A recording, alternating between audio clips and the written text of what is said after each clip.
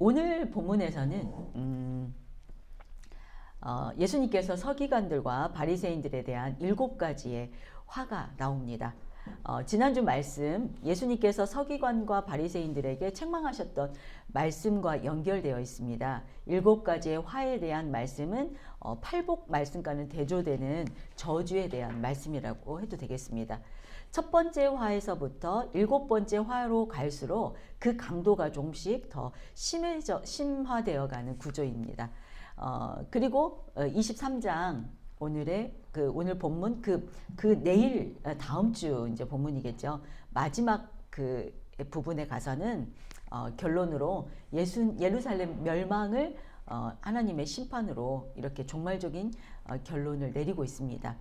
그리고 특이하게도 그 외식하는 자라는 단어가 5번이나 나오는데요. 이 단어는 예수님께서 주로 바리새인들에게 지칭할 때 사용되었던 말이었는데 여기서도 서기관과 바리새인들에게 사용되었습니다. 여기에 하나 더 한다면은 이 외식하는 자라는 것은 자신을 내세우고 싶어하는 사람, 또 자신이 다른 무엇인가 되고 싶어하는 사람을 묘사하는 단어입니다. 예수님은 왜 서기관과 바리새인들에게 화를 받을 것이라 말씀하셨을까요? 그들은 하나님의 선택을 받고 또 말씀을 담당하는 자들이었는데 하나님의 뜻대로 사는 것이 아니라 자신들의 욕망에 따라 이익에 따라 자신들의 뜻대로 살았기 때문입니다. 그 바울이 로마서 2장에서도 이것에 대한 말씀을 하고 있지요. 그래서 아마 이것은 서기관과 바리새인들 뿐만 아니라 어떻게 보면 유대 이스라엘 백성 모두에게 하는 말이 될 수도 있습니다. 서기관과 바리새인들, 이 외식하는 자들은 하나님보다 자신이 더 영광을 받으려는 그러한 사람들이었다는 걸 알 수 있습니다. 지난주 말씀에서 하나님이 받으셔야 할 그 영광을 자신들이 받으려고 하는 이 서기관과 바리새인들은 서기관과 바리새인들을 책망했던 말씀이었지요. 지난주 말씀, 그 말씀과 이렇게 연결되고 있습니다. 오늘 예수님의 화 있을 진저는 당시의 서기관과 바리새인들에게만 하는 말씀이 아니라 오늘 우리 현대 교회인들에게 가장 많이 나타나는 위선에 대한 말씀이 아닐까 이렇게 생각됩니다. 7가지의 화 있을 진저의 주제는 어떻게 보면 하나님을 떠나서 하나님 뜻 안에서 살지 않는 것을 라고 이렇게 말할 수 있겠죠. 이런 주제는 이렇게 하나이겠으나 예수님께서 이렇게 세 분에서 조목조목 우리가 피해 가야 할 말씀을 말씀해 주고 계십니다.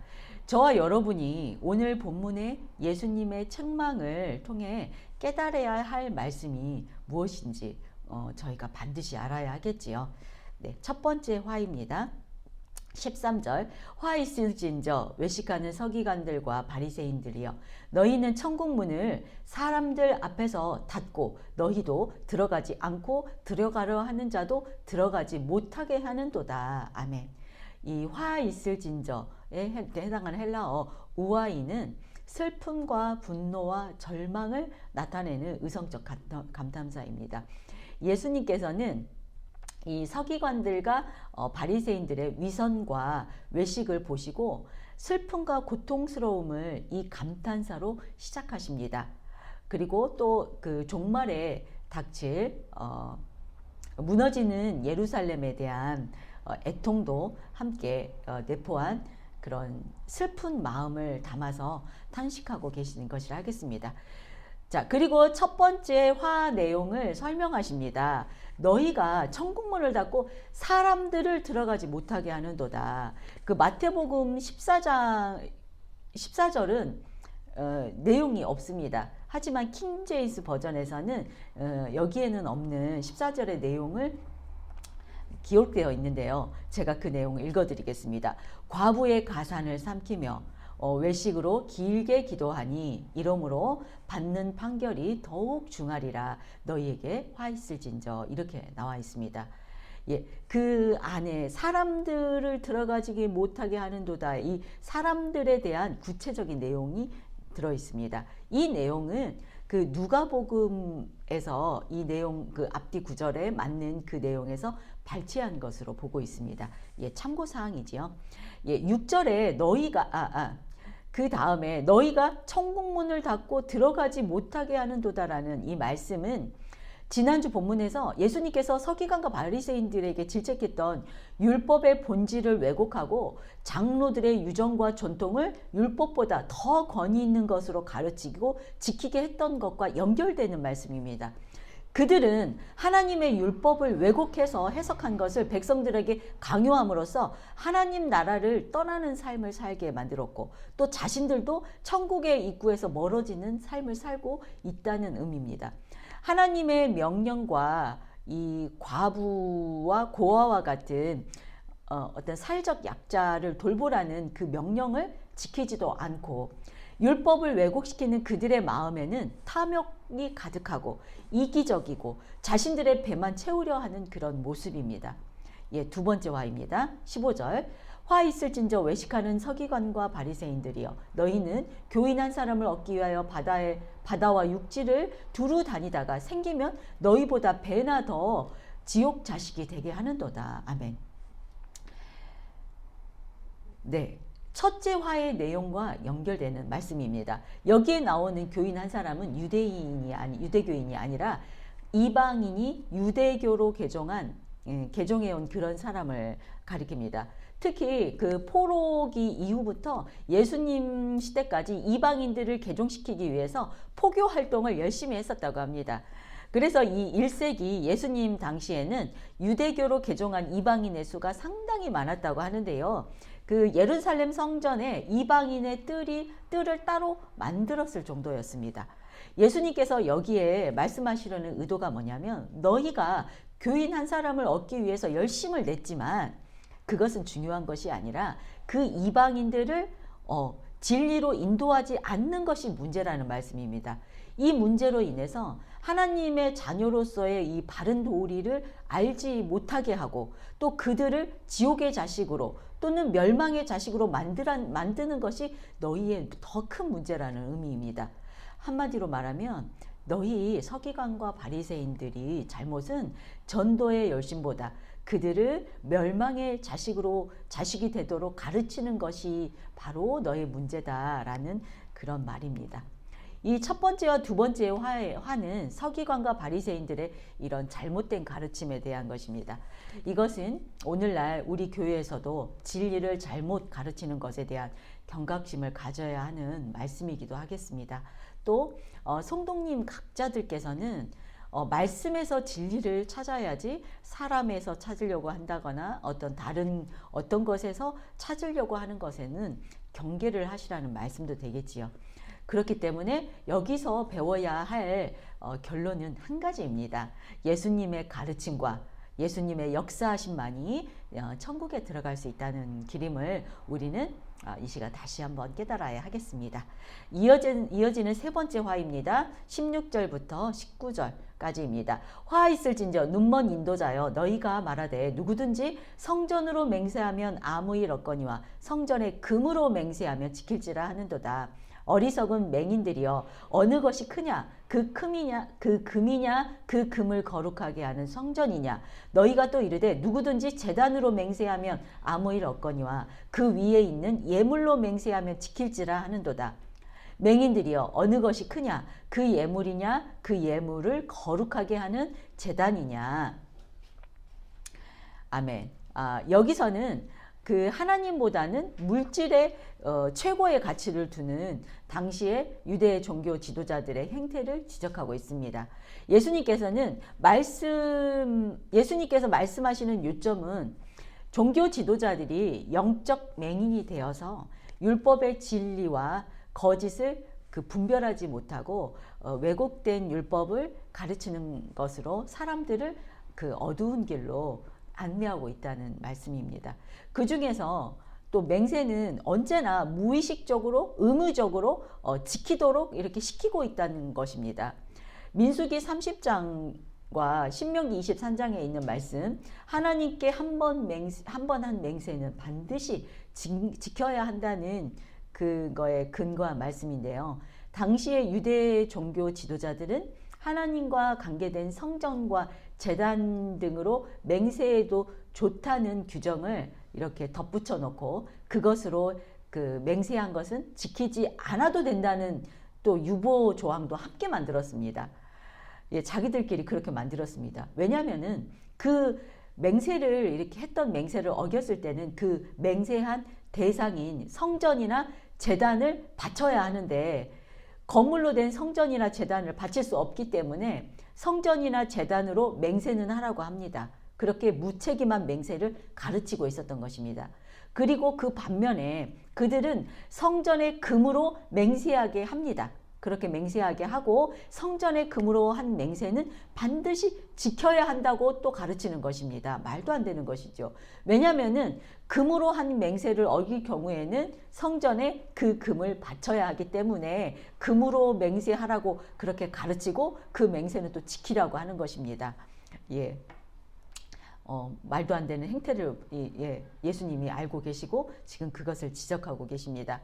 여기에서 문제는 무엇이 더 중요하고 덜 중요한지를 잘못 가르치고 있는 것입니다. 여러분, 금과 재물이 더 중요합니까? 아니면 그것들을 거룩하게 하는 성전과 제단이 더 중요합니까? 희생 제물 그 자체로는 하나님 앞에서 거룩하지 못합니다. 그러나 그것이 번제단 위에서 하나님께 바쳐질 때 거룩하게 되는 것입니다. 그러니 금보다 재물보다 거룩하게 하는 성전과 제단이 물론 더 중요하겠지요. 너무나 간단한 진리입니다. 저와 여러분은 가르쳐주지 않아도 이렇게 알고 있는 사실을 당시 유대 종교 지도자들은 잘못 가르치고 그들에게 강요하고 있었습니다. 왜 이런 결과가 나오게 됐을까요? 그들은 세속적인 욕망에 하나님 말씀보다 더 눈이 멀어져 있었기 때문입니다. 예, 그들이 하나님보다 눈에 보이는 금과 재물에 더 큰 비중을 두고 있었던 것입니다. 탐욕과 욕망은 사물을 제대로 판단하지 못하는 그런 맹인들과 같이 옳고 그름을 판단하지 못하게 하는 영적인 맹인이 되게 합니다. 예수님께서는 이들이 자신의 탐욕을 채우기 위해서 성전의 금과 제단의 재물까지도 왜곡시키는 이들의 그 외식과 제약을 강하게 책망하고 계십니다. 20절입니다. 그러므로 제단으로 맹세하는 자는 제단과 그 위에 있는 모든 것으로 맹세하며. 아멘. 예수님께서는 그들의 맹세에 대해서 잘못 가르친 이 말씀의 의미를 다시 말씀해 주십니다. 제단으로 맹세한 것은 단지 제단으로만 맹세한 것이 아니라 제단과 그 제단에 올려지는 모든 제물을 포함해서 맹세하는 것이 된다는 말씀입니다. 네, 21절, 22절입니다. 또 성전으로 맹세하는 자는 성전과 그 안에 계신 이로 맹세하며 또 하늘로 맹세하는 자는 하나님의 보좌와 그 위에 앉으신 이로 맹세함이니라. 아멘. 신명기 12장에서 하나님은 모세에게 하나님 자신의 이름을 둘 곳을 택하여 그곳에서 제사를 드리라고 하셨습니다. 그리고 열왕기상 9장에서 이 전을 거룩하게 구별하여 나의 이름을 영원히 그곳에 두며 나의 눈과 나의 마음이 항상 거기 있으리니 라고 하셨습니다. 솔로몬이 하나님의 성전을 건축하고 봉헌한 후에 하나님께서 직접 하신 말씀입니다. 예, 하나님이 성전에 계십니까? 성전에만 계십니까? 하나님은 세상에 땅과 하늘과 우주 어디에나 계시는 분입니다. 하지만 성전에 하나님의 이름을 두시겠다고 하신 것은 이 말씀인 그 하나님의 마음이 그곳에 성전에 향해 있다는 뜻이지 이곳에 하나님이 갇혀 있다는 의미가 아닙니다. 그렇기 때문에 바리새인들의 이 왜곡된 가르침, 건물로만 맹세하는 것이 아니라 눈에 보이지 않는 거룩한 이름으로 맹세하는 것이 되어야 한다는 그런 말씀입니다. 그렇다면은 하나님의 이름으로 한 맹세는 반드시 지켜야 한다는 의미이겠죠. 하지만 인간의 그 연약함으로 우리가 한 맹세를 우리는 다 지킬 수 없습니다. 그렇기 때문에 예수님께서 그 뭐라고 그러셨죠? 어느 것으로도 마태복음 5장에서 어느 것으로도 맹세하지 말라 이렇게 말씀하셨을 것입니다. 예, 네 번째 화입니다. 23절부터 24절까지의 말씀. 화 있을진저 외식하는 서기관과 바리새인들이여 너희가 박하와 회양과 근처의 11조는 들이되 율법에 더 중한 바 정의와 긍휼과 믿음은 버렸도다. 아멘. 네, 바리새인들이 아주 작은 일을 취하느라 정말로 중요한 일을 소홀히 하는 것을 지적하고 있는 말씀입니다. 식물들의 11조는 원래 율법 책에는 기록되어 있지 않는 것입니다. 그런데 바리새인과 서기관들은 그 식물들의 10분의 1을 엄격하게 떼어서 드리라고 이렇게 했습니다. 예수님께서는 이러한 종교의 열심은 그 자체가 나쁜 것은 아니지만 이러한 사소한 것을 열심을 내면서 정작 중요한 정의와 긍휼과 믿음은 저버렸다는 말씀입니다. 미가서 6장 8절에 있는 말씀에 근거한 말씀인데요. 제가 읽어드리겠습니다. 예수 여호와께서 내게 구하시는 것이 오직 공의를 행하며 인자를 사랑하며 겸손히 내 하나님과 함께 행하는 것이 아니냐. 아멘. 예, 여기에 정의는 법적 용어로 나눔, 분리, 판결, 심판 등 이런 여러 가지 의미가 있지만 신약 성경에서는 심판이나 공의로 사용되는 단어였다고 합니다. 다음 긍휼은 엘리오스인데요. 자비이고 불쌍한 자와 고통하는 자를 보고 베푸는 친절과 호의를 나타내는 의미입니다. 그리고 믿음에 해당하는 피스티스는 신앙을 의미하는데요.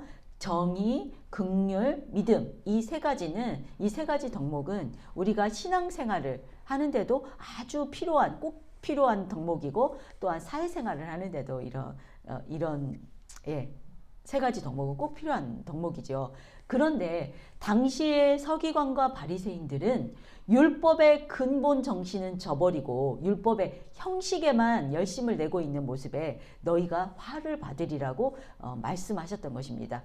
그렇지만 예수님은 이 율법을 폐하지는 말아라.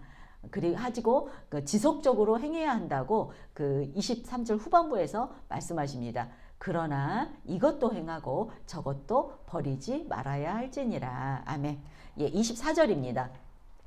맹인된 인도자여 하루살이는 걸러내고 낙타는 삼키는도다. 아멘. 여기에 나오는 하루살이는 포도주에서 번식하는 모기류입니다. 이러한 곤충은 부정한 것이기 때문에 먹어서는 안 되는 것이죠. 그래서 유대인들은 철저하게 이렇게 걸러냈습니다. 그런데 낙타를 보십시오. 낙타 또한 굽이 갈라진 것이기 때문에 부정한 것으로 규정되어 있어서 절대 먹어서는 안 되는 동물인데 이것은 삼킨다고 표현하셨습니다. 예, 조금 과장된 표현이지요. 이 말씀은 이들이 율법에 어긋나는 엄청나게 큰 부정한 행동을 아무 꺼리낌 없이 행한다는 의미로 이렇게 표현을 하신 것입니다. 결론은 이렇게 비교적 작고 중요하지 않는 것에 대한 관심은 열심인 것에 비해서 크고 중요성이 거대한 것에서는 너무나 무지하면서 양심의 가책을 느끼지 않는다는 그런 표현의 말씀입니다. 이것은 마치 지금 현대 우리 교회에서 우리 교인들의 모습이 아닌가 하는 생각을 해봅니다. 우리들이 교회에 열심히 나가서 예배를 드린다 하고 매주 교회 마당은 밟지만 한편으로는 세상에 나가서 세상 풍조에 따라 돈만 사랑하는 것이나 이 시대에 너무나 만연된 간음죄 같은 것들을 아무런 양심의 가책도 없이 죄를 짓는 것과 같지 않을까 하는 그런 생각이 듭니다. 이 말씀을 통해서 회개하고 하나님께 돌아오는 은혜가 있으시길 소망합니다. 예, 다섯 번째 화입니다. 25절에서 6절입니다. 화 있을진저 외식하는 서기관과 바리새인들이여 잔과 대접의 겉은 깨끗이 하되 그 안에는 탐욕과 방탕으로 가득하게 하는도다. 눈먼 바리새인이여 너는 먼저 안을 깨끗이 하라. 그리하면 겉도 깨끗하리라. 아멘. 네. 다섯 번째 화는 서기관과 바리새인들이 내적인 정결에는 관심을 두지 않고 외적인 정결에만 관심을 둔다는 내용입니다. 그들의 겉모습과 또 외부로 나타나는 행동은 깨끗하고 어쩐지 거룩해 보이는 채 하면서 속마음에는 온통 탐욕과 방탕함으로 가득 채우고 있는 이들의 위선적인 모습에 대한 질책입니다. 그리고 더 나아가서 우리의 불의의 근본이 되는 우리들의 마음을 지적하고 계십니다. 그러니 너희는 내적 자아를 성결하게 하라고 말씀하십니다. 왜 그렇습니까? 그 이유는 불의의 근간이 되는 마음과 이런 영혼의 내적 성결을 이루지 못하면은 외적으로 아무리 예쁘게 포장을 해도 깨끗하게 되지 않는 그 여전히 우리 안에 죄인이기 때문입니다. 그렇기 때문에 우리가 성전된 우리의 마음을 깨끗하게 해야 한다는 말씀입니다. 결론은 외적으로 깨끗하게 하기 위해서는 내적으로 영적으로 먼저 성결하게 해야 한다는 말입니다. 불의의 근간인 내적 성결은 예수님만으로 가능합니다. 너무나 당연하고 우리가 새겨들여야 할 말씀입니다. 네, 여섯 번째 화입니다. 27절에서 28절 말씀. 화 있을진저 외식하는 서기관들과 바리새인들이여 회칠한 무덤 같으니 겉으로는 아름답게 보이나 그 안에는 죽은 사람의 뼈와 모든 더러운 것이 가득하도다. 이와 같이 너희도 겉으로는 사람에게 옳게 보이되 안으로는 외식과 불법이 가득하도다. 아멘. 유대인들은 죽으면 시체를 잘 걷어서 무덤을 잘 만들어 놓습니다. 그 이유는 유대인들의 그 의인이 죽으면 마지막 때에 다시 살아나리라는 그 믿음이 있기 때문에 그 예루살렘은 무덤이 너무나 그 마을만큼 많은 게 바로 무덤입니다. 그래서 이렇게 예루살렘 성에 가면 무덤 천지라고 합니다. 그래서 그 무덤은 그 순례자들이 몰려 들어오는 6월절 전에 매년 무덤을 새롭게 그 단장하고 회칠했다고 합니다. 왜냐하면은 무심결에 무덤에 접촉하면은 시체에 접촉한 것으로 보고 7일 동안 부정해지기 때문에 그 하얗게 회칠한 무덤을 보고 그 피하기 위해서겠지요. 이처럼 바리새인들은 마음속에 온갖 부패한 것으로 가득할지라도 겉으로는 회칠한 무덤처럼 깨끗한 채 하는 그들의 그 이중적인 삶을 강조하기 위해서 서기관과 바리새인들은 회칠한 무덤이라고 예수님께서 하셨습니다. 그 당시 유대 백성들은 서기관들과 바리새인들의 겉으로 보이는 이 외적인 경건의 모습을 보고 그들을 의롭고 올바른 사람들이라고 이렇게 판단하고 생각했었습니다. 그러나 실제로 그 바리새인들은 깨끗해 보이는 회칠한 무덤과 같은 모습이었다는 것입니다. 그들의 내면은 썩은 시체와 같이 위선과 불법으로 가득했었습니다. 여섯 번째 화도 다섯 번째 화와 마찬가지로 서기관과 바리새인들의 외식과 위선에 대한 질책을 회칠한 무덤이라는 비유로 이렇게 강도 높은 이렇게 비유로 질책을 하십니다. 예수님이 이 위선을 가장 많이 싫어했던 것 같습니다. 우리들도 이렇게 상대하기 싫은 사람의 1순위가 겉과 속이 다른 사람 아닙니까? 예, 그렇기 때문에 나 자신의 그런 위선적인 모습을 이 시간 그 회개하는 저와 여러분이 되시기를 소망합니다. 예, 마지막으로 일곱 번째 화입니다. 29절입니다.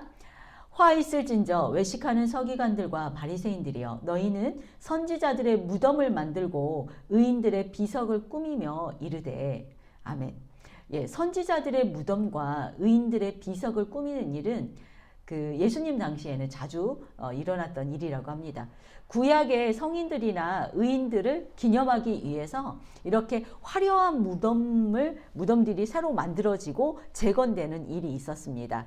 이 일곱 번째 저주는 바리새인들이 그 조상 선지자들과 의인들의 무덤과 비석을 꾸미는 것으로 돌아가신 선지자들과 의인들을 존경하는 것처럼 우리가 조상들에게 제사를 지내는 것처럼 존경하는 것처럼 이런 보여주는 이런 바리새인들의 모습입니다. 다음 구절에서 왜 이렇게 하는지 그 이유를 말씀하십니다. 30절, 만일 우리가 조상 때에 있었더라면 우리는 그들이 선지자의 피를 흘리는 데에 참여하지 아니하였으리라 하니. 네, 조금 어려운 문장입니다. 29절과 30절은 서기관과 바리새인들이 의로운 조상 선지자들을 위해서 무덤과 비석을 꾸미는 것을 사람들에게 보여줌으로써 이 자신들은 바리새인 서기관 바리새인 자신들은 의로운 선지자들을 죽인 악한 조상들과는 다르다는 것을 나타내 보이려는 그런 행동에 대해서 이렇게 질책하고 있는 부분입니다. 그들이 자신들은 악한 선지자들과 다르다고 하지만 실제로 이들은 세례 요한을 질시하고 예수님을 모함하는 것으로 볼 때 악을 행했던 이런 악한 조상들과 너무나 닮아 있는 모습이죠. 그 이어지는 31절에서 이 말씀을 증명하십니다. 31절, 그러면 너희가 선지자를 죽인 자의 자손임을 스스로 증명함이로다. 아멘. 서기관과 바리새인들은 자신들은 아니라고 부인하고 있지만 무의식적으로 스스로 그 반대의 증거를 하고 있다는 것입니다. 그 반대의 증거로는 앞서 언급한 대로 마지막 이스라엘의 선지자라 할 수 있는 세례 요한을 죽이고 메시아이시고 최대의 선지자이신 예수 그리스도까지 음해함으로써 선지자들을 죽였던 그들의 악한 조상의 행위를 답습하고 있다는 것을 말씀하고 계십니다. 그들은 그들의 조상들과 다르다고 말하지만 실제로는 그들의 악한 조상들과 조금도 다름이 없는 그런 사람들임을 자신 스스로 증거하고 있다고 이렇게 말씀하고 계십니다. 32절, 너희가 너희 조상의 분량을 다 채우라. 아멘. 예, 31절과 이어진 말씀인데요. 서기관과 바리새인들아, 너희 조상들이 다 행하지 못하고 남겨둔 악행의 분량을 가득 채워 완성하라. 이런 의미입니다. 이 말씀 안에 생략된 말을 유추해 보면은 완전한 의인이신 예수 그리스도를 박해하고 죽이라라는 말입니다. 그럼으로써 너의 악행을 채우라는 말이죠. 우리가 기도의 분량이 차면은 때가 되어 하나님이 응답하신다고 그런 말씀 많이 들어보셨죠. 또 악함의 분량도 차게 되면은 하나님의 심판이 따른다는 그런 말씀입니다. 저와 여러분은 기도의 분량을 채워야 할까요? 악함의 분량을 채워야 할까요? 예, 저와 여러분 모두 기도의 분량을 채우는 알곡이 되시기를 소망합니다. 33절입니다. 뱀들아, 독사의 새끼들아, 너희가 어떻게 지옥의 판결을 피하겠느냐. 아멘. 뱀과 독사의 자식들은 이런 문자적인 의미가 아니라 마귀의 자식들, 하나님 앞에서 심판을 받게 되는 운명적인 존재를 일컬으는 말입니다. 서기관과 바리새인들과 같은 악한 부류에게 너희가 지옥의 심판을 피할 수 없다는 것을 강조하고 있는 수사 의문문입니다. 진리를 왜곡하고 위선적이고 마귀처럼 교활하고 파괴적인 자들은 결국에는 지옥의 심판대에 세워질 수밖에 없습니다. 왜 그렇습니까? 공의로운 신 하나님이기 때문입니다. 귀 있는 자는 들을지어다. 아멘. 예, 여기까지가 7가지의 화에 대한 말씀을 모두 세세하게 보았습니다. 이제 저와 여러분은 예수님께서 왜 저주의 말씀을 하셨는지 깨달아야 하는 것이 우리의 마지막 숙제입니다. 예수님께서 왜 이들에게 화를 받을 것을 말씀하셨을까요? 네, 저는 이렇게 생각해 보았습니다. 예수님은 지금 십자가의 마지막 여정 가운데 있습니다. 네, 지금 십자가 그 고난주간이 나누는 말씀입니다. 마지막 여정 가운데 있는데 시간이 얼마 없는 예수님께서는 이들에게 마지막 기회를 주고 싶으신 것이 아닐까 하는 생각이 들었습니다. 서기관과 바리새인들도 처음 예수님의 초청장치에 초대받은 사람들입니다. 아마도 이들이 죄를 깨닫지 못하는 것이 안타까워서 들을 자는 듣고 회개하기를 바랬을 것입니다. 하나님의 말씀을 아는 자들이기에 더욱더 안타까웠을 것입니다. 그것은 저희에게도 마찬가지지요. 이 말씀은 오늘날 우리에게도 적용되어지는 말씀입니다. 지금 교회를 다니는 사람들 중에서도 매주 예배도 참석하고 11조도 많이 하고 교회 일에 열심을 내는 사람들이 많이 있습니다. 그 사람들이 모두 가식적이고 위선적인 것은 아니지만 우리 지금 현대 사회가 아주 가식적이고 위선적인 이런 사회의 풍조입니다. 그렇기 때문에 교회도 영향을 받을 수밖에 없지요. 그렇기 때문에 이 모든 사람들이 교회에 다니는 모든 사람들이 가식적이고 위선적인 것은 아니지만 그 중에는 가식적이고 위선적으로 자신의 어떤 사회적 위치를 위해서 교회에 다니는 사람들도 있고 또 자신은 위선적인지도 모르고 그저 거룩하게 보이기 위해서 우리는 모두 죄인이기 때문에 내 자신이 내가 가진 나에게 허락된 것보다 뭔가 더 이렇게 더 잘 보여지고 싶은 마음이 있지 않습니까? 저도 이렇게 뭔가 이렇게 좋은 사람이고 싶어지고 또 설교도 막 잘하고 싶고 이런 마음들 우리에겐 다 있기 때문에 어떤 우리에게 보여지려는 이런 마음들은 있기 때문에 가식으로 어떤 위선으로 금방 흘러가기가 쉬운 존재들입니다. 그렇게 보이기 위해서 교회 생활을 하는 사람들도 많을 것입니다. 예수님께서는 그 사람들을 다 버리고 심판하시려고 이렇게 말씀을 하실까요? 예, 당연히 아닐 것으로 생각됩니다. 너희도 다시 회개하고 나에게 돌아오라고 이렇게 말하고 싶으신 것입니다. 예, 믿으십니까? 예, 아멘. 오늘 본문 말씀에 화 있을진저는 그때 서기관과 바리새인들에게만 기회를 주려고 하시는 말씀이 아니라 지금 저와 여러분에게도 똑같이 기회를 주시는 하나님의 말씀이라 믿습니다. 만약 이 말씀을 듣고 마음에 찔림이 있거나 은혜가 된다면 회개하고 예수님께 더 가까이 가는 결단의 시간이 되시기를 소망합니다. 다행인 것이 우리는 저와 여러분에게는 예수님이 함께 하시기 때문에 이렇게 회개하고 돌아오는 것이 가능한 길인 줄 믿습니다. 그리고 하나님께서는 지옥의 심판도 예비하셨음을 결코 잊지 마시기를 바랍니다. 예, 적용해 보십시오. 만약 여러분의 가까이에 있는 사람들 중에서 그리스도인 같지 않는 사람이 있어서 미운 마음이 드는 사람이 있거나 아니면 도저히 용서가 안 되는 사람이 있습니까? 그 사람들이 여전히 여러분보다 저보다 더 잘 사는 것처럼 보여서 그들이 믿기도 하고 또 하나님께 원망하는 마음이 있어서 그런 마음이 들은 적이 있다면 예수님께서도 지금까지 그 사람을 참고 기다려 주신다는 것을 잊지 마시고 미움으로 용서하지 못하는 마음으로 마음의 죄를 짓지 않기를 바랍니다. 찬양하고 기도하겠습니다.